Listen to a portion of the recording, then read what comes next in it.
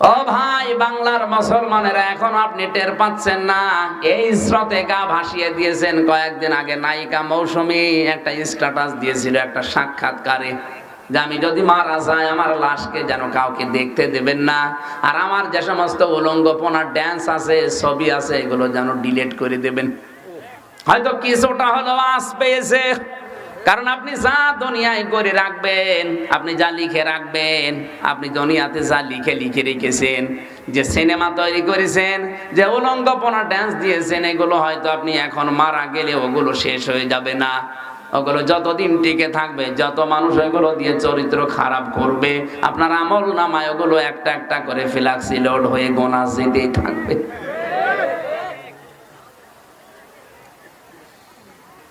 অনেকে বলে হুজুর আমার তো বিকাশ নাম্বার খোলা নেই। খোলা লাগবে না, এমনি চলে যাবে।